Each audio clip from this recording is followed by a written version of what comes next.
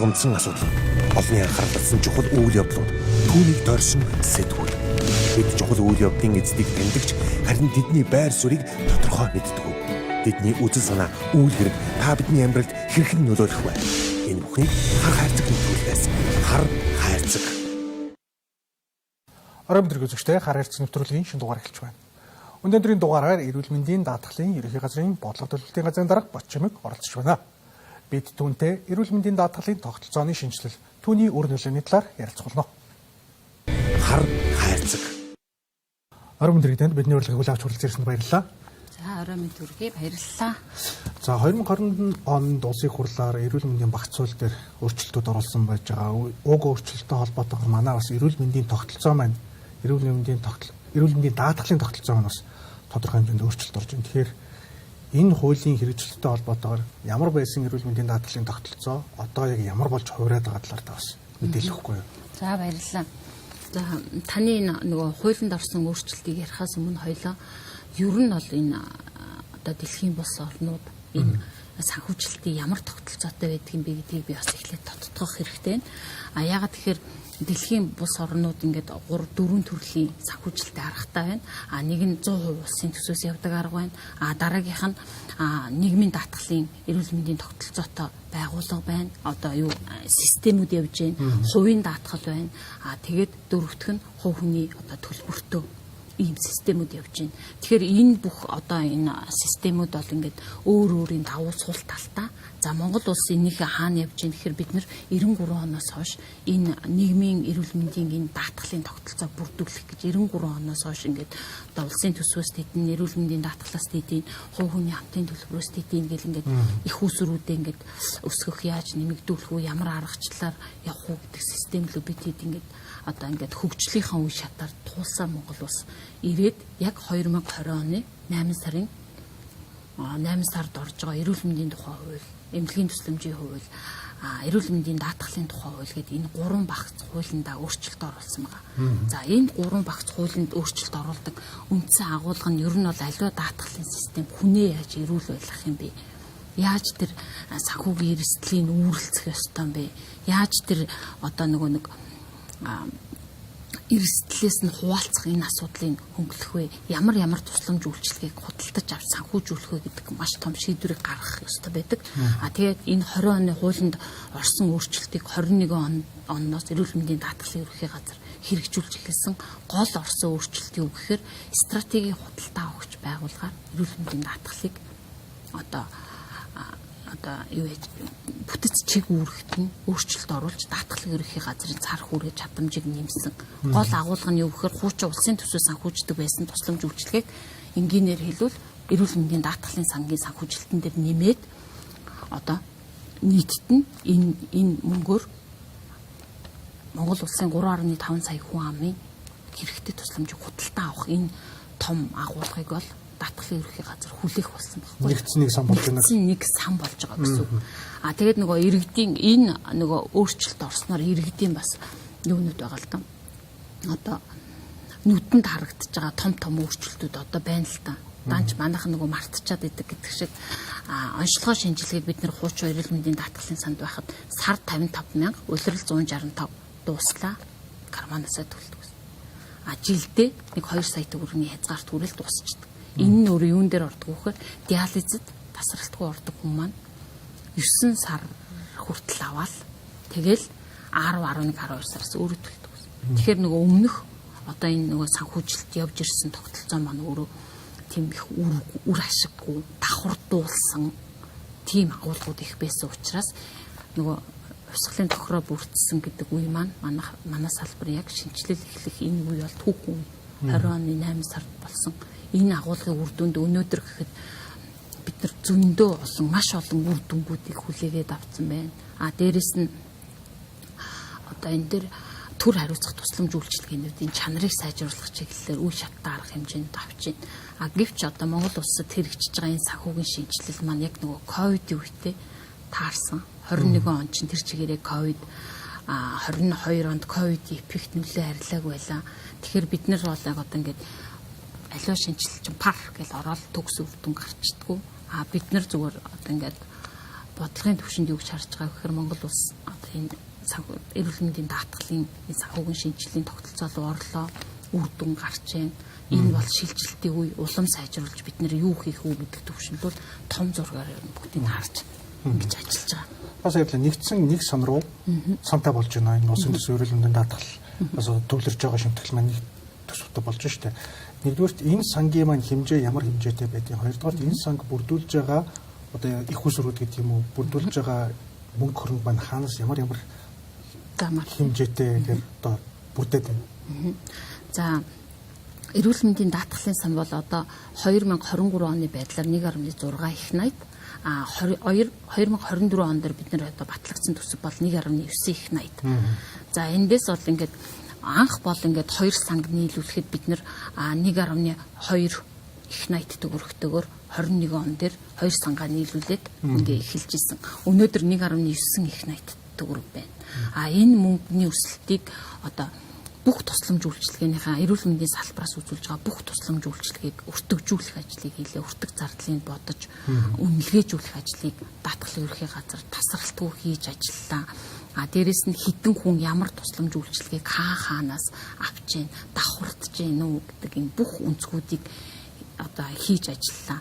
Тэгэхээр энэ 1.9 их найт төгрөгийг ингэж бүрдүүлж гаргаж ирж байна гэдэг чинь манай мэдээлэл, дата бүх юм тодорхой болж үүнийг дагаад бас даатгалын ерөнхий газар дээр захим системийн хөгжил маш том дата орж ирж байна. За энэ 1.9 их найт төгрөгийг юугаар бүрдүүлж байна гэхээр нөгөө төр хариуцдаг эрүүл мэндийн тухай хуулийн дээр байсан үндсэн агуулгад төр хариуцна гэж заасан нөгөө төрөлт, хавдар, хүүхдийн тусламж үйлчилгээ эдгээрийн мөнгийг даатгалын сан руу нэмж хийж байгаа. Энэ нэг дунджаар нэг 45 орчим хувь. Дээрээс нь улсын төсвөөс шууд орж ирж байгаа. Төр хариуцах иргэдийн шимтгэл бас орж ирж байгаа. Төр хариуцах 6 төрлийн иргэд байдаг тийм нийгмийн даатгалын хуулийн дээр тэтгэврийн хүүхэд одоо хүүхдэд асарж байгаа группийн гээд эдгээр хүмүүсийн шимтгэл бас мөн орж ирж байгаа. Улсын төсөв талаас даатгал талаас бол цэвэр ажил олгогч ажилтнуудын төлдөг шимтгэлийн хувь хэмжээ байгаа 2-2-оор төлж байна. Бусад даатгуулагч их байгаа. Өөрөөр хэлбэл хуваараа хөдөлмөр эрхлэгч, малчин, оюутан, гадаадын иргэд гээд эдгээр ийм одоо 4 одоо том агуулгаас манай сан бүрдэж орж ирж байна гэсэн үг. Эрүүл мэндийн даатгал маань болохоор одоо албан журмын даатгал гэж ойлгоод байгаа. Тэгэхээр ерөнхийдөө үнийг бол одоо сайн дурын гэдэг байдлаар хүн болгон төлөх ёстой. Хэрвээ ямар нэгэн хүнийг төлөөгүй байх тохиолдолд яах вэ? За эрүүл мэндийн тухай хуулийн дээр 2016 онд бол өөрчлөлт ороод албан журмын даатгал болсон. Албан журмын даатгал болоод энийг одоо хэрэгжүүлэгчийн үүргийнхаа хүрээнд бид нэр 2016 оноос хойш иргэдийн албан журмын даатгалд нөхөн төлөвлөх үүнтэй холбоотой хин хаан төлөөг байна гэдэг цахим системийг үүсгэх одоо хамгийн сүүлд бол баримтаар төлж байна. Баримт руугаа ороод даатгуулагч үзлэхэд би аль саруудад аль онуудад төлөөгүй гэдэг нь бүх тодорхой гараад ирж байна. Тэгэхээр одоо бидний гол зорилго юу гэхээр нийтдээ даатгалт хамралтын хувь нэг 93-аас 95% байгаа. 95%-ийг бид нэр эрүүл мэндийн даатгалт хамруулж чадахгүй байна. За нэгт үүн дотор хинбэ гэхээр малчид байна, оюутнууд байна. Оюутнууд нэг 28% та, малчид нэг 45% та, хуваараа хөдөлмөр эрхлэгч мөн нэг бас нэг 40% та. Тэгэхээр өөрөөр хэлбэл 5%-ийг бүрдүүлээд байна. Тэгэхээр бидний гол зорилго эрүүл мэндийн даатгалтаа 100% хамруулах гэдэг үндсэн агуулгын юу байдаг. Даатгалт хамруулахтай холбоотой бас нэг дараагийн нэг ярих асуудал нь яхахгүй шимтгэлийн хувь хэмжээний асуудал ярина. Нөгөө талдаа манай эрүүл мэндийн даатгалын сан чи өөрөө эв санааны зарчимтай үйлчилдэг. Тэ баян ядууга эрүүл нөхцөлтөөгөө гэдэг ийм систем дээр явж байгаа. Тэгэхээр ажил олгогчоос төлж байгаа 2% буцаагаад хэдэн хувийн орлогыг бүрдүүлж байна. Буцаагаад даатгалын сангаас хэдийг нь авч яах гэдэг энэ бол өөрөө бас манай сангийн энэ орлого бүрдүүлэлттэй холбоотой бас бодлогын асуудал явждаг. Энэ дээр одоо жишээлбэл таадаг жишээ дурдах юм бол ер нь одоо эрүүл мэндийн даатгалыг ажил олгогч болон ажил хийж байгаа хүн маань 4% төлөд байгаа. Тэр маань бол одоо тодорхой бүрдүүлж байна. Дээрээс нь улсын төсөв маань бас тодорхой бүрдүүлж байна. Гэтэл яг эрүүл мэндийн үйлчлэгээ авч байгаа хүмүүс маань нийт чимтэглээ одоо хэдэн хувь бүрдүүлж байна ч гэдэг юм уу. Энэ тоо статистик. Тэгэхээр энэ дээр нэг ийм асуудал байгаа. Одоо ингээд манай иргэд дээр нэг нийтлэг ингээ гардаг асуудал байдаг шүү дээ. Би төлсөн юу ч хүртэж чадахгүй байна гэдэг асуудал. Дахиад дээрэс нь одоо төлсөн бол заавал авах ёстой мэтэр ингээд асуудалд ханддаг. Тэр гэр бүлийн өөрийнх нь гэр бүлээс хэн нэгэн өвддөг, авар хүүхэд нь өвддөг. Энэ нь өөрөө хуримтлагдж жагаад дахин зарцуулах. Одоо жишээ нь тухайлбал ажил олгогч ажилтны хувьд нэг 2% байдаг шүү дээ. Өөрөө төлдөг 2%. За жишээ татаад нэг 2 сая төгрөгийн юутай цалинтай хүн байлаа гэхэд нэг 2% 40 мянган төгрөг. Ажил олгогчоос 2% нэг 80 мянга. Энийг 12 сараар үржүүлэхээр 960 мянган төгрөг даатгалын санал орж ирлээ гэж ойлгоё. За тэгвэл энэ бид нэр тэгвэл одоо хамгийн их одоо манай түгээмэл тохиолддог монголчуудын хаалгаанд ордог асуудал цусны хаалгаа. Цусны чулуу өгч хүн гэдэг асуудал болчих. За тэгээд цусны хаалгаанд орлоо гэхэд сая 200 шүү дээ. Тэг хүрэхгүй. Одоо жилээрээ яг л миний мөнгө ингээл энэ дотор ингээ хуримтлагтаад байж хэвээр энийг би ингээ амт хэдэн оноос хойш одоо яг л энийг л ингээд тэтийг төлсөн байх гэд бүр үргэлжлүүлчихэд өчтдөг ч иргэн байдаг. Тэгэхээр хамгийн гол агуулга нь хуулийн дээр бид нэр эв санааны зарчимтай байдаг. Тэгээ амьдрал баялаг шүү дээ тий. Тухайлбал эрхтэн шилжүүлэх тусламж үйлчилгээнд одоо хамрагдлаа гэхэд хамгийн өндөр нь манайх даатгалын сангаас 128 сая төгрөг тий өгч байна. Дээрээс нь хавдрын тусламж үйлчилгээнүүд байна. Өвдөг солиулах байна. За өнөөдөр би ажил олгогч ажилтан ихийг мөнгийг төлж исэн чи би ирээдүйд төгрөгтэй гарна. Тэгэхээр би төр хариуцах иргэн болно. Дахиад би илүү их тусламж авах болно. Нөгөө талдаа хүүхэд байна. Одоо жишээ нь энэ одоо нийгмийн даатгалын албан журмын ажил олгогчоос төлж байгаа мөнгө маань нийт сангийн маань нэг 23 орчим хувийг одоо даатгуулагчийн маань 23 орчим хувийг ажил олгогчийн албан сектор одоо авч явдгийг. Гэхдээ нийт орлогын нэг 75 орчим хувийг өгдөг. Манай санал 75% орчмыг өгч байна. Зөрүүлээд нэг 15 орчмын тусламжийн зардал авч байна. Ингээд бодохоор 15 багыг үйлчлэгийг авч байгаа. Тэгвэл эргүүлээд төр хариуцах тусламж үйлчлэгээ буюу бидний үр хүүхэд тий 18 настай хүртэлх хүүхэд тэтгэврийн байна. Дээрэс нь жирэмсэн хүүхдэд харж байгаа эхчүүд байна. Эднэрийн одоо ингээд бүрдүүлж байгаа групптэй хөгжлийн бэрхшээлд хүрсэн хөдөлмөрлөх боломжгүй энэ хэсгийн хүмүүс маань яг хуу гэхээр нийт даатгуулагчийн төр хариуцах гэдэг иргэнийхэн юун дээр төрөөс шимтгэлийн төлдөг. Энэ маань нийт даатгуулагчийн нэг 70 орчим хувийг эзэлдэг. Орлогын маань нэг 25 орчим хувийг эзэлдэг. Буцаага тусламжийн зардлын 75% орчимыг авдаг. Бидний гол барьж байгаа бодлого хэдийгээр эв санааны зарчимч гэсэн бид энийг нэг зохистой харьцаанд тийм хол савлсан харьцаанд биш зохистой төвшөнд барих хэрэгтэй. Жишээ нь тухайлбал хүүхэд гэхэд Монгол улсын 3.5 сая хүн амын 1.2 сая хүүхэд шүү дээ. Статистиктойгоор хүүхэд гэхэд хөдөлмөр хүчний доод хэмжээгээр 1% л төлдөг. Тэгэхээр төр хариуцах иргэдийнхэн шимтгэлийн хувь хэмжээг нэмэх замаар жаахан ингээд нөгөө даатгалын сангаас гаргаж байгаа авч байгаа зардлынхаа нэг ядаж нэг 50-50% балансыг хангах.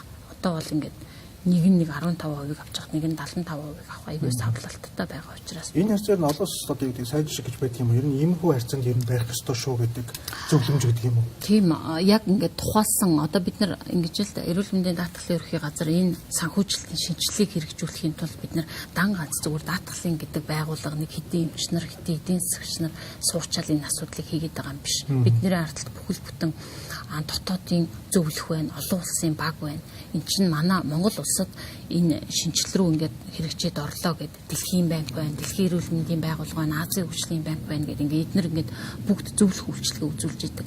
Тэгэхдээ тэдгээрийн гол ингээд зөвлөх үйлчилгээ үзүүлж байгаа нь тухайн улс орны онцлог тохируулж энэ төлбөрийн арга механизмыг санал болгохоос биш олон улсад ийм байдаг. Одоо танад ийм байна гэж ингэж харьцуулахыг бол урьдчилан болгохгүй.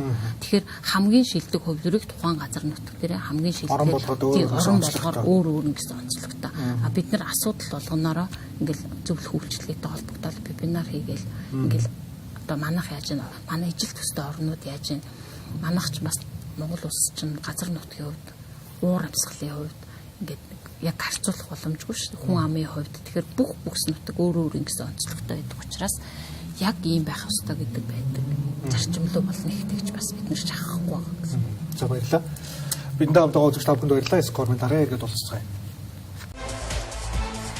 Сэгсрээд шууд эрүүл мэндийн ундаа шар доктор. Стресс 92 ойрхон байдгийг мөнх даатгал. Уран зориг, хүсэл тэмүүлэлд хүргэх эрүүл мэнд дархлааг дэмжих Шимт тараг. Шимтээ бүхнийг гэр бүлдээ. Ирвэхэ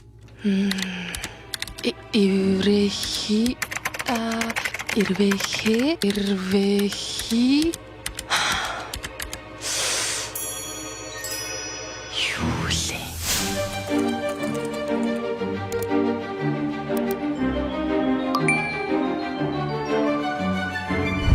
Болордол нь монгол хэлний дүрмийн алдааг хянагч програм.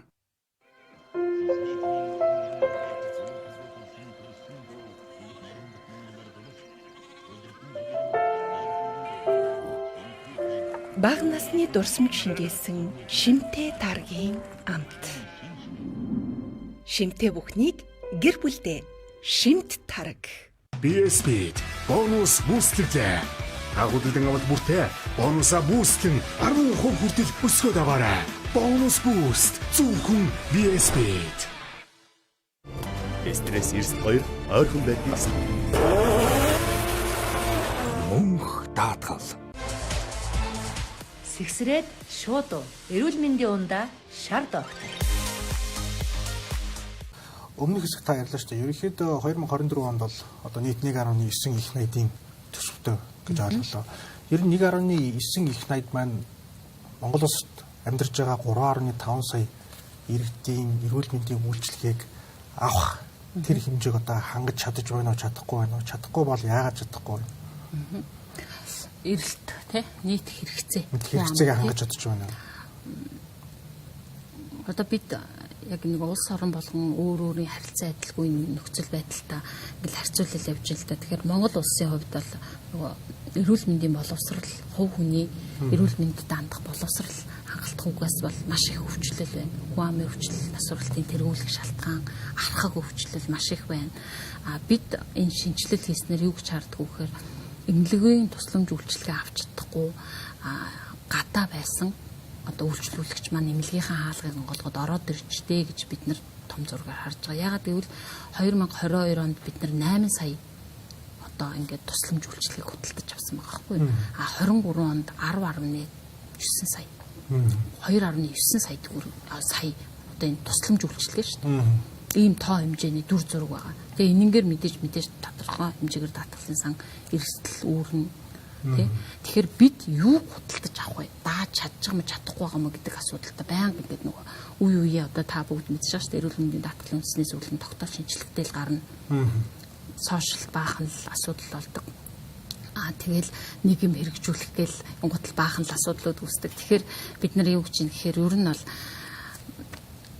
даатгалын байгууллагын гол зорилго бол нийт шаардлагатай тусламж үйлчилгээг л худалдаж авах. Манай олон улсын зөвлөх тэгжсэн чамд хэдэн төгрөг вэ? Тэрний чинь 40% чинь шаардлагагүй тусламж байгаа шүү. Яагаад гэвэл шаардлагагүй тэр тусламж үйлчилгээг ингээд олж илрүүлж, чеклж, бодлогоо тэрлүү ингээд чиглүүлж янзалж явахгүй бол одоо альва ингээд юм болгоны ардл зан өөрчлөхгүй одоо тийм шаардлагагүй. Тэгэхээр энэ юу вэ гэхээр манай Монгол улс одоо нийт хүн амын эрүүл мэндийн боловсролын байдал төдийлөн хангалтгүйгээс болоод эмнэлэг твдэх маш их сонирхолтой. Бүхэл хүн шаардлагагүй мөртлөнгөөс эмнэлэг твдэх. Одоо жишээ нь тухайлбал бид нар даралт ихсдэг хүнийг 10 хоног эмнэлэг твтүүлээд за яг даралтын яг докторжуулаад инглээ. Тэгэл тэр хүн нөгөө эмээ уухгүй одоо тэр юу эрүүл аж төрөх юугаа зан үйлээ сахихгүй л дахиад даралт гэсэн. Дахиад тэр хүн 10 чивчж болно, 20 чивчж болно. Тэгээ энэ болгоныг даатгалын сан ингээл өгөөмөр юм шиг даагаад ингээ болоод байвал энэ өөрөө буруу шиг. Энэний оронд бид нар тэгвэл анхан шатны тусламж үйлчилгээгээ дэмжүүлдэг. Анхан шатны эрүүл мэндийн байгууллага одоо тухайлбал та өрхийн эрүүл мэндийн төв дээр очиж ирсэн үү? Тэ? Тэгэхээр таны санхүүжилтийг нэг иргэнээр нь тэр өрхийн эрүүл мэндийн төв дээр нь ингээд өгсөн байгаа гэсэн үг шүү дээ. Тэгэхээр нэг хүн тэдэн төгрөг гээд тарифыг батлаад тэрнгээр нь өрхийн эрүүл мэндийн төвд нөхцөн байдаг. Бид нар анхан шатны тусламж үйлчилгээг илүү үргэлжлүүлж дэлхийн улс орнуудад анхан шатны тусламж үйлчилгээндээ үйлчилгээ нийт салбарынхаа тусламж үйлчилгээний 50 орчим хувь нь явж байна. Тэгэхэд манад нэг 20 орчим хувь явахдаг гүтэл.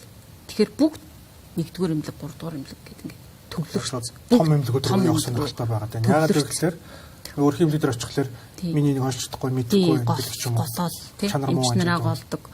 Тэгэхээр бид нар энийг бол дан ганц ингээд одоо даатгалаас анхан шатны тусламж үйлчилгээг худалдаж авнаа. Анхан шатнаас тийм титэн төгрөг санхүүжүүлгийг нэмнэ гэдгээр бол энэ бол хизээч ингээд нөгөө шууд өргөс авсан юм шиг сайжирдаг юм биш. Тэгэхээр энэ дээр бол ингээ уялдаа холбоотой одоо жишээ нь төрөөс төвлөрлөг сааруулах гээл орон нутагт төрийн албаагчийг дэмжиж जैन 40% гэл энэ мэд чинь өөрөө хүний нөөцийн доктор суршилтын ажиллах эмчнэрийн асуудал тэрийг дагаж маа даатгалын санхүүжилтийн бодлого ингэж хамтдаа цогцороо явах ийм асуудлууд байдаг. Тэгэхээр бид нар даатгалын сангаас ингээд одоо нийтдээ 1.9 их 80-аас хэдийн нэн шаардлагатай тусламж үйлчилгээг худалдаж авч яана тэр хорт автар харуулт шигдээс тий гэмтлийн тусламж үйлчилгээ гэдэг эдгээрийг ингээд яаралтай тусламж үйлчилгээ түргэн тусламж үйлчилгээ төрөлт бид нар бол шаардлагатай халдварт өвчин гэдэг. Ингэнгүүт анх шинжилэл гэхэд энэ 42% байсан.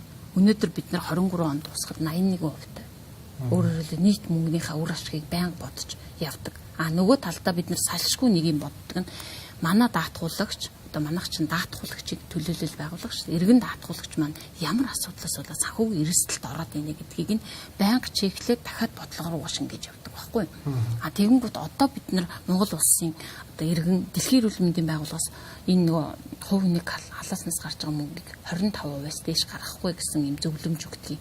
Тэгэхээр манай зарцуулж байгаа мөнгө. Тэгэнгүүт манайх болохоор одоо 35%тай, 36%тай. Тэгэнгүүт юунаас болоод энэ ингээд иргэд маань ингээд их мөнгө гаргаад байна гэдэг асуудал дээр бид нар бас ингээд судалж байна л да. Шүдний тусламж үйлчилгээ. Ийм бэ. Дахиад одоо нөгөө нэг гатгшаа явж байна. Тэ? Мэдчихэж байгаа. Тэгэхээр шүдний тусламж үйлчилгээний хувьд дэлхийн бусад орнууд даатгалын систем рүү оруулаагүй. Манайх оруулдаг. Тийм дандаа эрүүл мэндийн боловсролоор энэ хувь хүний зан үйлийн асуудал учраас. Тэгэхэд манайх эрүүл мэндийн даатгалын сангаас шүдний тусламж үйлчилгээг даадаг.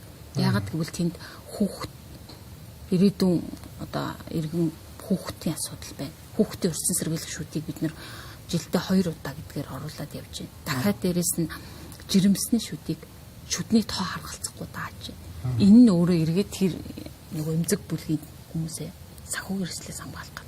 За эмэн дээр гэхэд бид нар анхан шатаа дэмжиж тусдаа багцууд гаргаж байна. Жишээ нь таны хүүхэд өвдлөө гэхэд эмийн үний хөнгөлтөнд ороогүй бол эмч ингээд жор бичээд өглөө гэхэд хөнгөлтөнд байхгүй юм чинь тэрийг гараад тэр одоо эмийг худалдаж авах тэр одоо сироп тэ амьсгалын дээд замын эхний шинж тэмдгүүд өгч байгаа тэр одоо дархлаа дэмжих зорилготой юмнуудыг худалдаж авах боломжгүй бол гэртээ аваачаал эмчийн жор бол цаасл болно шүү. Гэртээ аваачаал орхин хүүхэд хүндэрнэ, эсвэл түргэн дуудана, эсвэл яаралтайгаар орж ирнэ, тэгэл хэвтэнэ. Тэгэхээр тэр тэгж өвдүүлж үр ашиггүй мөнгө зарж ахаар бид нар анхан шатнд нь илүү ойр байлгыгээд хүүхдийн өдрийн эмчилгээний вакцыг гаргаж өгч байгаа. Хүүхдтэй та бүгдээ одоо нэг сонгодог жишээ ковидын үед нэг юм нэг вакц гаргаад ингэсэн.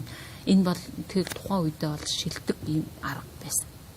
Бүх хүнийг хэвтүүлж чадахгүй тохиолдол. Тэрүүн шиг одоо энэ дэр бид нэр одоо 4 сарын 1-ээс юу хэрэгжүүлж байна гэхээр хүүхдийн амьсгалын дэд замын анхаг шатны эрүүл мэндийн байгууллага тэр нь багц гаргаж өгч байна. Тэндээ тэр хүүхдүүдээ 3 хоног байна уу гэрээр нь эмийн өвөө зөвлөөд явуулаад суулгалтууд байна хүүхдийн суулгасаар агаад хүндрээд ирдэг. Тэгвэл бид нар энэ нэг хатгаад хомуу гэж нэг орон дээрээ хэдээрээ очирлох энэ боломжийг нь ядаж саарах болов гэж бодоод бид нар энэ багц авч хэрэгжүүлж байгаа байхгүй. Тэгээд жишээ нь бас нэг юм сонирхолтой бид нар даатгалын байгууллага аюу олон төрлийн судалгаа хийж байна л да. Бодлого янзлах гад. Тэгэхээр энэ дээр чинь гэсэн чинь гадагшаа явж байгаа 26 нэр төрлийн өвчин байдаг.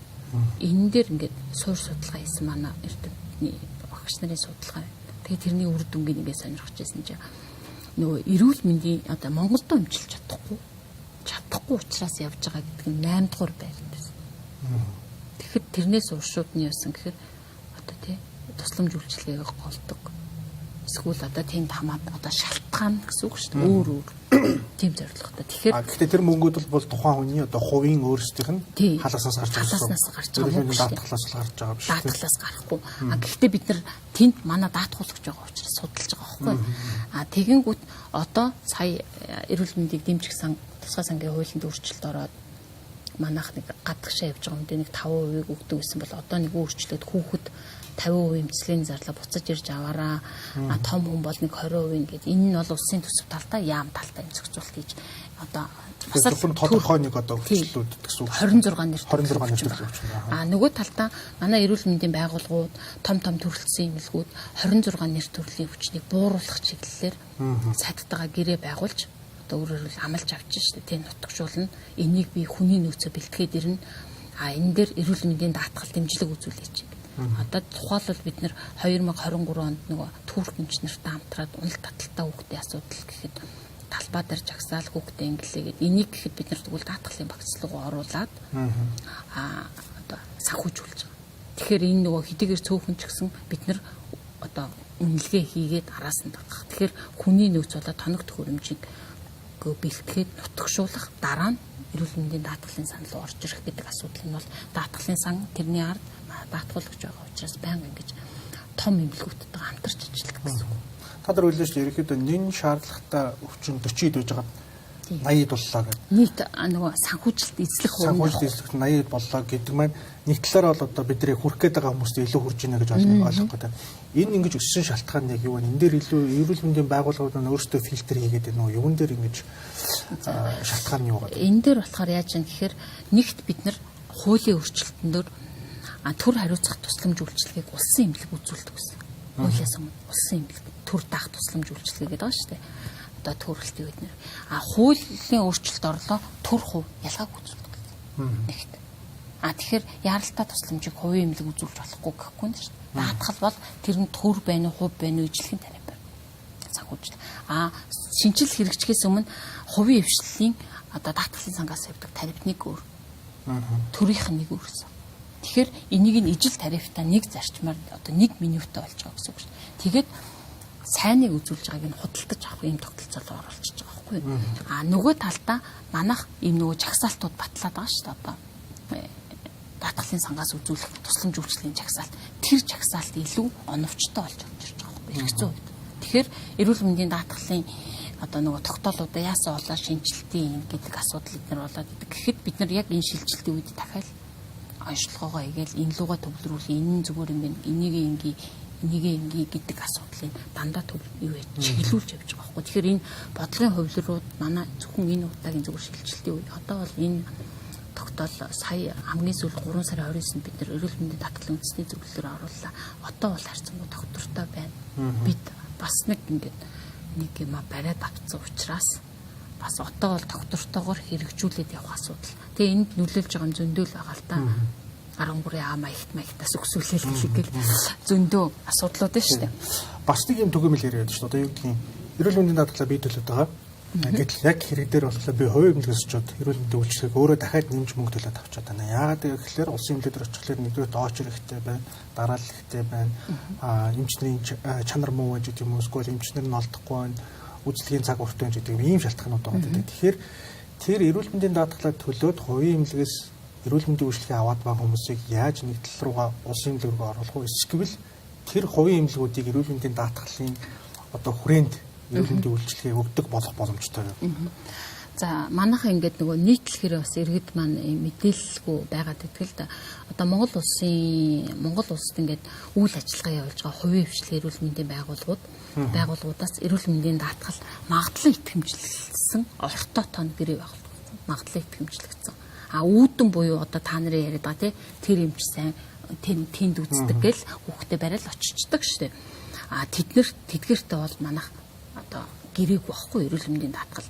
Энийг бол одоо магадлан итгэмжлэгдээд манай хуулийн дээр магадлан итгэмжлэгдсэн эрүүл мэндийн байгууллагатай гэрээлэх үүдэг байхгүй юу? Эрүүл мэндийн даатгалын тухай хуулийн дээр. Тэдгээр нь бол магадлан итгэмжлэгдээд ороод ирвэл манайх сонгон шалгуулалтаа зарлал үнэлэл авчна гэсэн үг. Тэгэхээр хувийн одоо ортой эмнэлгийн бид нэг 95 орчимтай нь бол гэрээлсэн байна. Хувийн эмнэлгүүдийн. Юуны үүдэн эмнэлгүүд буюу оргуу эмнэлгүүд байгаа. Оргуу эмнэлгүүдээс бид нэр зөвхөн диализын, гемодиализын тусламж үйлчилгээ үзүүлж байгаа эмнэлгүүдтэй бол бид нэр гэрээлсэн байдаг. Яагаад гэвэл тэр хүмүүс гэртээ арай ойр байгаа. Тэр эмнэлэг руугаа тусламж авах хэрэгцээг нь хангадаг учраас тэгэхээр одоо иргэд нөгөө нийтлэхээр хэлгэж даатгал төлөөд тахтал хувийн эмнэлэг үйлчлэхгүй байна гэдэг. Эрүүл энд бас нөгөө иргэн талын тийм ойлголт байна. Эрүүл мэндийн байгууллага талын ойлголт байна. Бас нөгөө талаар манайх ингээд нөгөө сайн муу олон жишээ байна л та. Жишээ нь эрүүл мэндийн байгууллагууд яадгүй гэхээр хувийн хвшлийн эрүүл мэндийн байгууллагууд манай энэ нөгөө жагсаалтыг хараад өрмийг хамрах бодлого гэдэг шиг одоо ингээ өөрт ашигтай тусламжаараа гэрээлхийг сонирхдаг. Бүгднгээр нь биш. Бүгднгээр нь биш. Манай бодлого бол өрмийг авч байгаа бол усмаач ав. Тэ? Төр хариуцах иргэнийхэн асуудлыг давхар гэдэг ийм зарчим үйлчлдэг. Тэгэнгүүт нөгөө талдаа иргэний төөрөгдөл үүсгдэг. Яадгүй вөхөр даатгалтаа гэж ойлгоод тусламжаа авсан байдал төлбөр төлөхөөрөнгүүд маш их төлбөр гараад ирдэг. Ийм одоо манай шийдвэр чинь гэдэг чинь эрүүл мэндийн даатгалын байгууллага, иргэн тэгээд эрүүл мэндийн байгууллага гэсэн ийм гурван сонголтын дээр дандаа эндээс үзүүлэх сөрөг зан үйл, эндээс өдрөг даатгалын байгууллага яаж ажиллах уу гэдэг дандаа шийдвэрийн ховлууртаа ингэж ажилладаг тийм хэцүү онцлогтой тийм өвөрмөц зохицуулттай. Одоо жишээ нь эмч таныг өнөөдөр өвдөгнийхөө үеийг солио гэвэл та солино. Талах зах зээл дээр борлуулахдаггүй шүү дээ. Талхаа одоо ингээ үйлдвэрлэхэ болий, нийлүүлэхэ болий гэдэг бол болж болно шүү дээ. Тэр зах зээл. Тэгэхэд манай зах зээл эрүүл мэндийн салбарын зах зээл бол өвөрмөц онцлогтой зах зээл. Би өөрөө эрүүл мэндийн салбарын эдийн засагч гэдэг мэргэжлийг яг мэргэжлийнхаа сургуулиас ингээд энэ салбарын онцлогийг ингээд явж байгаа болохоор миний нүдээр бол арай өвөрмөц зах зээл гэж хардаг. Тэгээд эрэлтээ өөрөө бий болгодог. Сая та хэллээ шүү дээ. Эмийн тухай бас ярьлаа. Ер нь бол нөгөө зардлуудаар шийд болон ийм гэдэг. Ер нь эмийн өсөлттэй холбоотой дүүлэн шагнууд байнга л явж байгаа. Одоо ч гэсэн ингээ эмийн сонсгол гэдэг улсын хурал дээр явж байгаа шиг байна. Ер нь эмийн өсөлтөөс шалтгаалаад бид нар авч чаддаг байсан юм байна. Тэдэн хувь өсчлөө, эдэн өсчлөө. Өнөөс болоод эрүүл мэндийн даатгал бас одоо тэрийг бүгдийг хамрах чадхааргүй боллоо гэдэг яриануд их явдаг. Энэ тал дээр ер нь бодит байдлыг юу вэ? За одоо энэ асуудлыг ярихаар одоо бид нар жишээ нь эрүүл мэндийн даатгалын ерөнхий газар бол хэрэгжүүлэгч агентлаг. Эрүүл мэндийн яам сайд салбараас гарч байгаа бодлого чиглэлийг хэрэгжүүлэх үндсэн чиглэлтэй. За Монгол улсын эмийн зах зээлээс эхлээд хоёлаа ярил л да. Эмийн зах зээлийн хэдэн хувь нь одоо хэвтүүл эмчлэг тусламж үйлчилгээнд явдаг уу гэхээр 30%. 70% нь амбулатор дээр. За амбулатор дээр явдаг гэдэг энэ ялгц нь өөрөөр хэлбэл хэвтүүлэх шаардлагагүй. Амбулатороор одоо эмчт үзүүлээд амбулатороор одоо асуудлыг шийдэх жороор ингээд өгчих. Өөрт нь жорыг бичээд гэрээрээ хянагдаад ингээд явчих боломжтой гэдэг хэсгээр энэ 70% нь явах. Энэ 70% чинь 26% нь л манай зайлшгүй шаард одоо юуны эрүүл мэндийн даатгалаас хөнгөлтөө үзүүлэх эм эзэлж байгаа. Тэгэхэд энэний цаана үлдсэн хувь нь иргэн дээр л бас санхүүгийн дарамт болоод ирж байгаа.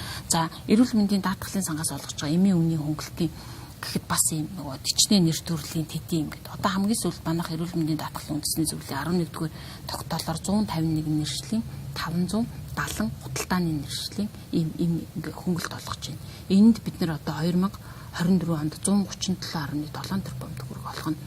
За энэ бас хуулийн өөрчлөлтөөр орсон гол өөрчлөлт. Өмнө яадаг байсан гэхээр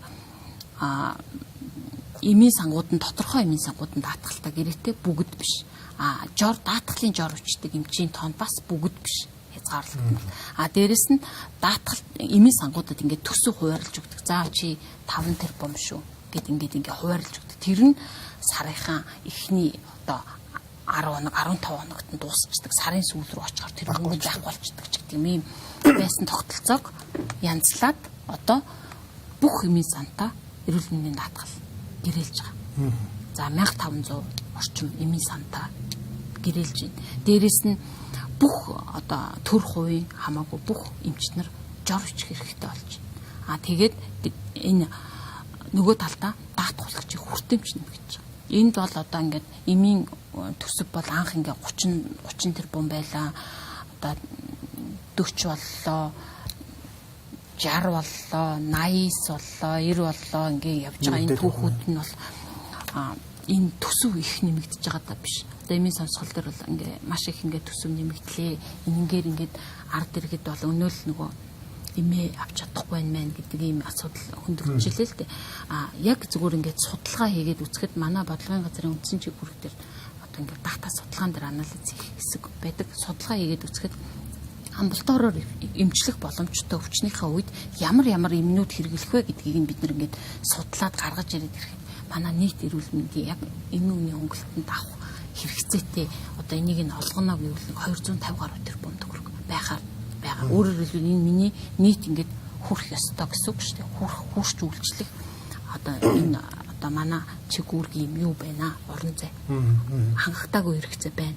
Тэгэхэд бид нар тэдний хэдтэн өнөдөр тэг хүрчээд явж байна. Нэгт.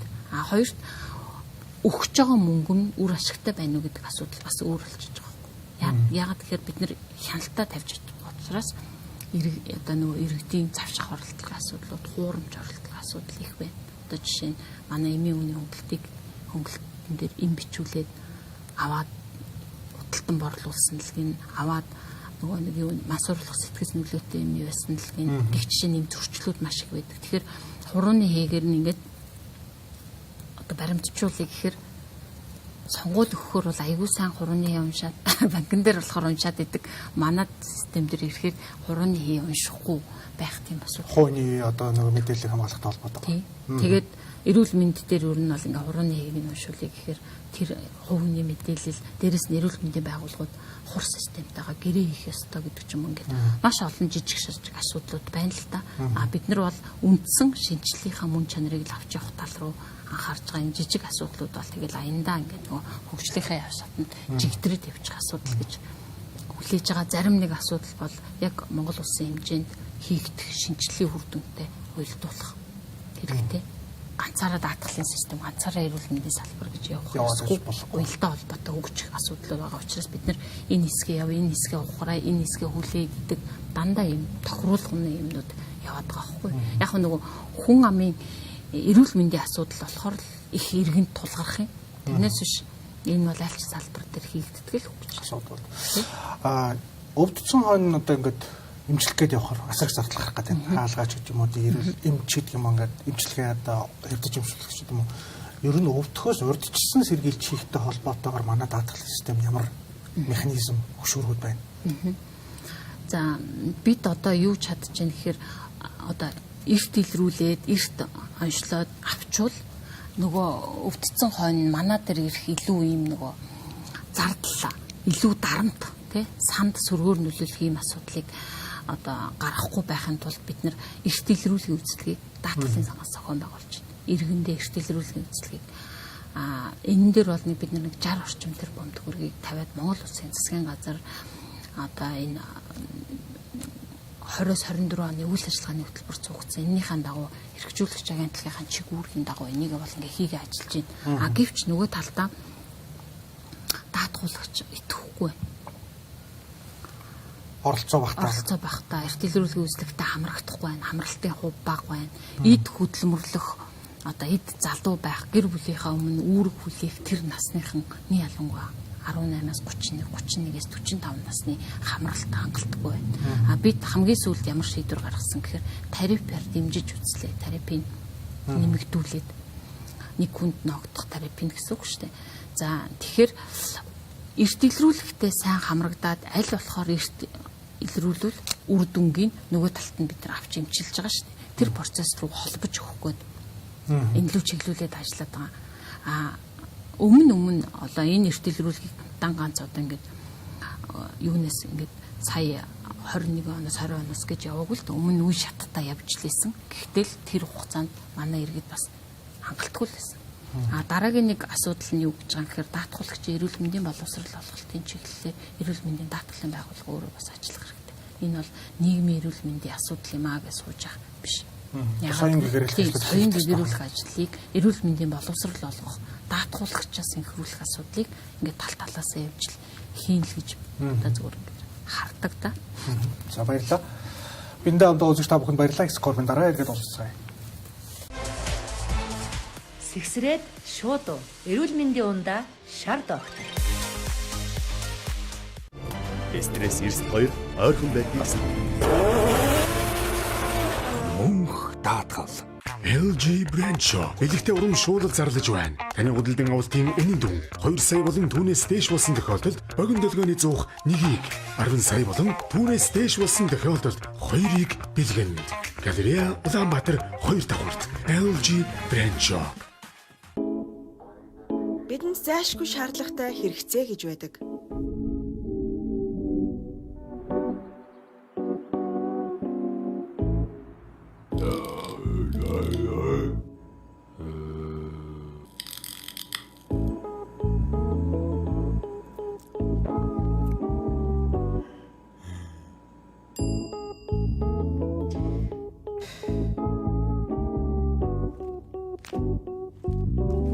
Гэхдээ санхүүгийн боломж хүрэхгүй үе бий. Ийм үед Simple Buy-аар одоо аваад хөв, шимтгэл, урьдчилгаагүйгээр 30 хоногтой төлөх. 2-3 сард 4-6 хувааж төлөх. Бүр эсвэл 24 сарын зээлээр авах боломжтой.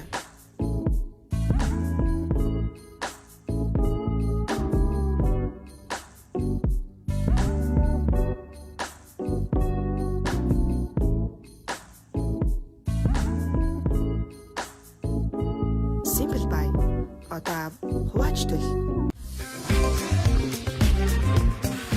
Урам зориг, хүсэл тэмүүлэлд хүргэх эрүүл мэнд дархлааг дэмжих Шимт тараг. Шимтээ бүхнийг гэр бүлдээ. BSP бонус бустлээ. Худалдан авалт бүртээ бонусаа бустлан 10% хүртэл өсгөөд аваарай. Бонус буст зөвхөн BSP. Стресс 92 ойрхон байдгийг асуух. Мөнх даатгал. Сэгсрээд шууд эрүүл мэндийн ундаа шар доктор. Өмнөх хэсэгтээ бас ярьлаа шүү дээ. Ер нь бол эрүүл мэндийн салбар маань цахим шилжилтийг бас хийж байна. Ялангуяа даатгалын систем. Тэгэхээр энэ цахим шилжилтийг нэгдүгээрт яг даатгал дээр ямар хөө байдлаар хийж байгаа. Тэрний үр дүн нь ямар хөө байдлаар гарч байгаа вэ? За эрүүл мэндийн одоо жишээ нь хуучин бол манайхан гэдэг үл шүү дээ. Эрүүл мэндийн даатгалын байгууллага өвчнийхээ түүхийг авчраад хяндаг байлаа. Одоо энэ тий одоо өвчний түүхүүд стор цаасан сортой ирээл даатгалын байгууллага манай чинжээч эмчнэр хяндаг байлаа. Одоо тийм тогтолцоо байхгүй болсон. Бүгд одоо нөгөө цаасан суурьтууд маань PDF болоод зарим нь ингээд цахимлууга шилжигдээд ингээд шивгдээд ордог. Зарим хэсэг нь бол PDF-ээр ардталтаа авсрагдаж ирэх асуудалтай байна. Ингээд даатгалын байгууллагын цахим систем гэдэг тусдаа сан байгаа. Одоо юуны HIGS гэдэг манай систем юуны эрүүл мэндийн хэлт гүйцэг юм гэдэг юм тусдаа сайт юутэй цахим юутай системтэй. Энэ бол эрүүл мэндийн байгууллагуудаас үзүүлсэн тусламж үйлчилгээний гүйцэтгэлийг хүлээж авдаг. Хүлээж авдаг хэсэг. Нөгөө талдаа эрүүл мэндийн байгууллагууд өөрсдөө өөр ингэсэн цахим системтэй. Тэгээ нэг одоо нөгөө сошиал дээр юу явдаг вөхөр энэ даатгалын програм гацаад энэ нь болохоо ялаа гэдэг юм шүүмжлээд идэг. Гэхдээ энэ бол нөгөө манай салбарт нэг 10 гаруй хөгжүүлэгч нар цахим системийг хөгжүүлэгч нар. Энэтэй эрүүл мэндийн байгууллагууд өөрсдөө гэрэлсэн байдаг. Манайх яадаг вөхөр өөрийнхөө цахим системд өөрчлөлт орууллаа гэхэд тэр байгууллагуудлага энэ бодлогын даалгавар өгдөг байхгүй юу? Ингэж өөрчлөлттэй гарын авлага өгдөг. Тэгээд манайх тэднээс тэдний хугацаанд энийг татнаа, ийм болгоно гэдэг юм хэлээд өөрчлөлтүүд ингээд хөгжүүлэгч нартаа мэдээлэлд дамжуулаад явдаг. Гэхдээ хөгжүүл одоо тэр эрүүл мэндийн байгууллагуудын цахим хөгжүүлэгч нартаа манайх гэрээг байдаг. Эрүүл мэндийн байгууллага талдаа гэрээлт байдаг. Тэгэхээр нөгөө нэг төвшөнд хөгжил явж иж нэг хэлээр уншиж ингэж мэдээлэл шинжлэгдэн шүү дээ. Тэгэхээр иргэн хаана очиж бухимдгүйхэр эрүүл мэндийн байгууллагын цахим дээр очиод нөгөөтг нь гацдаг, юмаа татдаггүй, хүлээгдэг гэдэг асуудлыг иргэн даатгалын байгууллагаас болж байгаа мэтэр ингэж ойлгож манай систем болохоор хүлээж авдаг систем. Тэрнээс ч тэнд байдаг. Нөгөө талдаа одоо ингээ бүх юм цахимжаад ирэхээр давуу талууд маш их байна. Ягаад тэгэхээр Монгол улсын одоо 3.5 сая хүн анхан шатны тусламж үйлчилгээг хаана аваад байгааг нь харж чадчих. Тэгэхээр нөгөө иргэнээ дагсан санхүүгийн тогтолцоог бүрдүүлэхэд илүү хэрэгтэй. Одоо магадгүй та өрхийн эрүүл мэндээр төв дээрээ өөрийнхөө дүүргийн хараа өрхийн эрүүл мэндийн төв дээр тусламж үйлчилгээ авахгүй, очихгүй, огт очихгүй байгаа гэдэг мэдээллийг бид гаргаж харах боломжтой болчихж байгаа байхгүй. Тэгэнгүүтээ тэгвэл энэ иргэн маань, энэ даатгуулагч маань хаана хамрагдаад байгаа. тэр эмнэлэг дээрийн санхүүжилтийн нөгөх иргэнэ багсан санхүүжилтийн тогтолцоо үүсгэхэд энэ цахим системийг хөгжүүлэлт бол давуу тал болж байна. Нөгөө талдаа одоо нөгөө цахим хөгжлийн яамнаас явж байгаа үйл ажиллагаа байгаа шүү дээ. Цахимжуулах төрийн байгууллагуудын хоорондын уялдаа холбоог сайжруулах гэдэг энэ асуудал төр гэхэд манайх даатгуулагч одоо иргэн даатгуулагч маань ийм Монголиа руу ороод өөрийнхөө ямар тусламж үйлчилгээ авсан бэ гэдгийг иргэнийхээ үүргийн дагуу хүндлэнгийн хяналтынхаа дагуу харж хэрэгтэй. Тэгээд хэрвээ үнэхээр энэ тусламж үйлчилгээг аваагүй бол даатгалынхаа байгууллагад гомдол гаргах хэрэгтэй. Бид нар тэр гэрээлэгч байгууллагатаа очиж гэрээнийхээ хэрэгжилтийг шалгах үүрэг. Тэгэхээр манайх шалгадаггүй.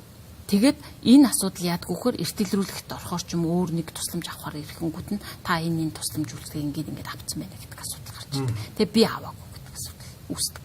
Тэгэхээр иргэний хяналтын тогтолцоог бүрдүүлэхэд маш сайн үр дүн гарч байгаа. За дараагийнх нь болохоор баримтын системээр дамжуулаад баримт руугаа ороод ингээд одоо үзэхэд эрүүл мэндийн даатгалаа шимтгэлээ би төлөөгүй юу гэж даатгалын байгууллагаас ч юм энэ тэмдгээс хайгаадах шаардлагагүй. Автобус нь бид нар плед захиалахад нөгөө шаралцсан хүнтэй шаардлагагүй одоо хөнгүү байна гэдэг хоосон суудлах гэж харагддаг шиг 2019 оноос хойш бүх онороо тэр ногооруулсан төлөлдсөн шаралцсан төлөөгүй гэдэг ингээд гарч ирээд та тэдийг төлнө гэдэг. Тэгэл ерөөсө тэргээ төллөө 5-10 минутын дотор орчдөг. Тэгэхээр энэ ийм олон дэвшлүүдийг оруулж өгч байгаа. Нөгөө талдаа одоо бид нар одоо тэр цахим хөгжлийн яамтай ажлын хэсэгт манай мэдээлэл технологийн хэлтс ингээ хамтраад ажиллаж байгаа. Энэ дээр болохоор яах вэ гэхээр юу вэ? Иргэн тал руу мессеж өгнө. Таны энэ мэдээллийг татлаа гэдэг нөгөө яадаг шүү дээ.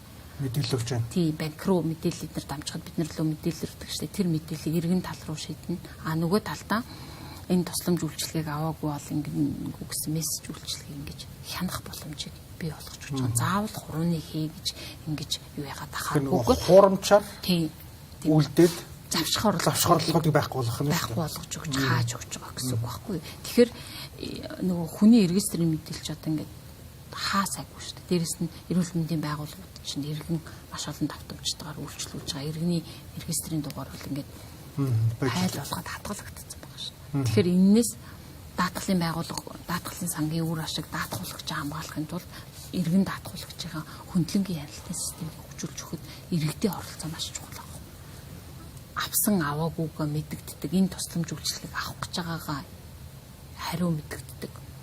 Тэгэхгүй бол одоо зөндөө тийм тусламж үйлчилгээ би энийг аваагүй гэсэн гомдлууд сүүлийн үед манайх аягүй сайжраад байгаа. Тэгэхээр иргэний хяналтын тогтолцоог бүрдүүлэхэд энэ Монголиа баримт эднэр маш их юм үйлдвэртэй болж байгаа. Одоо цаашд бол улам нарийн болно. Тэгэхээр энэ нөгөө хүний мэдээллийг ашиглана гэдэг асуудал бол байхгүй болох нь аваад. Хууль маань батлагчлаа 21 оноос ширэгдэж эхэлж байна. Үүнтэй холбоотойгоор эрүүл мэндийн даатгалын системд ингээд тодорхой хэмжээний реформ шинжтэй өөрчлөлтүүд явж байна. За хэдийгээр ковидын үед хэрэгжиж гэсэн одоо 23 он 24 он гэдэг ер нь цаашдаа бид нар энэ маань ямар хугацаанд үргэлжиж бидний хүсэж байгаа тэр газар очих үр дүн хүрэх вэ? Нөгөө талдаа тэр хүсэж байгаа үр дүн маань яг юу болох вэ? Ер нь бол одоо даатгалын одоо систем улс орнуудын даатгалын системийн гол зорилго нь хүнээ эрүүл байлгах. Тэгээ хүнээс ахуйг эрсдлээс хамгаалах үндсэн л юм зарчим та. Тэгээ тэрний дунд бол ингээд тоглолтууд байгаа шүү дээ. Энийг нь авах, энийг нь авахгүй ингэх. За энэ удаа ингэж байгаа, дараагийн удаа ингээ гэдэг ч юм уу шаттай асуудлууд байгаа шүү дээ. Тэгээ ер нь бол манайх яг шинжилэл хэрэгжүүлэхдээ нэг 4 том зорилгыг тавьсан юм. Тэр нь юу гэхээр нэн шаардлагатай тусламж үйлчилгээг хэвлүүлээ заавал даана. Нэн шаардлагатайгаа. Иннээс болж одоо ингээд одоо иргэн даатгуулагч иргэд гэж тусламж үйлчилгээний асуудал санхүүгийн эрсдэл үүсэх ёсгүй нэн шаардлагатайгаа ер нь бүрэн хариуцсан. Даана гэд байгаа бол даасан шиг даая. Зарчим. Дараагийн асуудал нь энэ шаардлагагүй үр ашиггүй хэсэг юмнуудаа бууруулъя. Тэгэхдээ бид нэр анхан шатлага яаж бууруулах вэ? Аймаг дүүргийнхаа нэгдсэн эмнэлэг рүү яаж бууруулах вэ? Эмийн үнийн хөнгөлөлт рүүгээ алийг нь авах уу? Гэрээрээ ингээ хянаад өөрөө байнга хянах энэ хэсэг дээр алийг авах уу гэдэг бодлогоо хэрэгжүүлээ. За дараагийнх нь болохоор төвлөрлийг сааруулах. Тусламж үйлчилгээнийхээ. Төвлөрлийг сааруулахдаа энэ одоо ингээ төвлөрөөд байгаа энэ одоо жишээ нь хавдрын тусламж үйлчилгээ шүү дээ. Хавдар судал дээр төвлөрчөөд байна. Энэ асуудлыг яаж төвлөрлөөс харуулах вэ гэдэг чиглэл дээр бодлогоо барья. Хавдрын тусламж үйлчилгээг өөр үзүүлэх эмнэлгүүдийг бий болгоё. ганцхан хавдар судал гэж байсан бол одоо бид нэр бриллиант, рихамед гэдэг ингээд том юунууд ингээд бий болж шүү дээ. Хувийн хвшлээд нэр бид тусламж үйлчилгээнийхээ хүртээмжийг сайжруулъя, төвлөрлийн сааруулъя. Дээрэс нь аймаг тэр байгаа бүс нутагт нь энэ тусламжийг яаж одоо ингээд санхүүжүүлэх вэ? Тэгвэл энийг дагаад манай үндэсний төвд хүний нөөцийг нь бэлтгэж өгөх ёстой. Тэнд аваач чадваржуулах ёстой. Тэр хүн заавал энэ хаалгааг хийх гэж Улаанбаатар ороод ах шаардлагагүй. Энийг дагсан санхүүжилтийн бодлогын байнга дэмжиж явъя гэдэг ийм асуудал руу оруулж байгаа. За дараагийнх нь болохоор одоо нөгөө нэг нийгмийн халамж дэмжлэг шаардлагатай төрөөс одоо асуудлуудыг хариуцдаг эмзэг бүлгийн хүмүүсээ даатгалын сангаас 100% хамгаалтанд аавна. Тэгээ энэ дээр бол бид нар одоо жишээ нь 23 оны байдлаар нэг 62 тэрбум төгрөгийг зарцуулсан. Тэгэхээр өөрөөр хэлбэл нэгэнт одоо ингээ өвдсөн тий ямар нэгэн санхүүгийн боломж байхгүй энэ хүнд ингээд өвдсөнийг шийтгэж байгаа юм шиг санхүүгийн тогтолцоо хэрэгжиж болохгүй. Тэгэхээр энэ зорилгыг бол ингээд тогтвортой барина. Тэгээ бариад ингээ явж хахад нөгөө нэг альва ингээ хөгжил дэвшил чинь инглигээд хийж зарцсангүй байдгүй сайжруулад явах юмнууд бол зөндөө байгаа. Одоо тэн төрчээд одоо ингээд төгсөрсөн юм а гэдэг бол аль улс орнд байнга ямар нэг асуудал байна шийдлээ гэдэг юм тасралтгүй хувилбар дотор л явна. Одоо гэхдээ ер нь бол хэсэгтэй яах ингээд тогтвортой байдлыг хангах ийм чиглэл рүү дэлхийн эрүүл мэндийн байгууллагаас бас үнэлгээний баг ирээд саяхан одоо 4 сард ажиллаад явлаа. 4 сар ихээр тэгэхээр бид нар энэ үнэлгээг хамтарч хэрэгжүүлээд алдаа оноогоо дүгнээд одоо тэгээд цаашд явах гэдэг гарц дээр зөвлөмж авч ажиллаж байгаа юм л да. Тэгэхээр энэ дээр бол бид нар бол одоо нэг жахан тогтвортой байдлыг хангахгүй бол энэ нь яагаад гэхээр эрүүл мэндийн байгууллагуудын менежментийн асуудал. Социалист системээр хийсэн чигээгүйч 100 хүн төрүүлсэн ч цалингаа авдаг 10 хүн төрүүлсэн цалингаа авдаг ийм систем явлаа шүү дээ хуучин бол төрөөс үндсэн цалингийн тавиалт хэдэн төгрөг гээл тэднийхэн дагуу ингээд авдаг ийм тогтолцоо байсан бол дараагийнх нь гүйцэтгэл бүтээмж үр дүн шаардаж тусламжийн чанар шаардаж олгодог ийм систем рүү орчиж байгаа учраас энэ чинь нөгөө өссөн хүсэг эрүүл мэндийн байгууллага талд менежментийг шаардуулж байгаа. Эрүүл мэндийн байгууллагууд яг тэр нөгөө хуучин ингээ байдаг шиг ийм байгаа л гэвэл энэ чинь хөгжил ирэхгүй. Нөгөө талдаа ягаад хувийн хвшлийг эмнэлэг сонгоод байна, иргэд сонгоод байна гэдэг чинь өөрөө таач гэсэн ингээ очлоо гэхэд төрийн байгууллага дээр тэгж удаан зогсох хувийн байгууллага ороход ухтаад үйлчлэгээний менежментээс эхэлж байгаа шүү дээ. Ухтаад цаг товлоод ингээ явах үйлчлэгээ хүртэл шал өөр байгаа шүү дээ. Тэгэхээр энд бол байгууллагын хөгжлийн асуудал яригддаг. Байгууллагын хөгжлийн асуудал яригдчихж байгаа учраас энд нэг төвшөнд очих ёстой. Өрсөлдөөн бий болох нь хэлдэг. Тий. Даатгал нь ингээд чирээд идэг биш. Эрүүл мэндийн байгууллагын үйлчлэгээний менежмент сайжруулах хэрэгтэй. Энэ хүлээгдэл цаг зохион байгуулалт урьдчил цаг авсан хүн лөө утасддаг 5 тухаас хавсаад бүгд юм. Тэгээ эрэхт нь нэг асуудлын нэг орж ирэлтээр шийдвэрлэдэг. Гэх жишээний ийм асуудлууд яваад байгаа хгүй. Тэгэхээр энэ дээр бол бид нар бол заавал одоо тий ингээд гэдээ одоо энэ шинжил эхэлснээс хойш миний харж байгаагаар бол даатгал нэм одоо байгуулах нь бол илүү ингэж манлайллын байр суурьтайгаар илүү их өөрчлөлтөд ингэж түүчилж явсан. Нөгөө яг тусламж үйлчилгээ үзүүлээ, чанартай тусламж үйлчилгээ үзүүлээ, менежментээ сайжруулад хүнээ бэлдээд хүрэх чадвартайгаар ажилуулах энэ төр гээд тий гүйцэтгэл үр дүнд нь суурилсан бүтээмжийн урамшуулал тий үнэлгээ энэ төр гээд энэ нөгөө эрүүл мэндийн байгууллага талдаа хийх асуудлууд нь хоцрогдоод байгаа учраас жаахан бас ингээд доктортойгоор үр дүнгээ гаргаж одоо нэг жаахан доктортой үргэлжлүүлж авч байгаа хэрэгтэй. Жаахан нэг юм менежментийн функцийнхаа хүрээнд доктортой уйлууга шилжих хэрэгтэй байна. За баярлалаа бидний урилгыг хүлээн авч хүрэлцээрч сонирхолтой яриад нүсэнд. Бидний тавдаас үзэж та бүхэнд баярлалаа. Дараагийн дугаарт түр баярлалаа.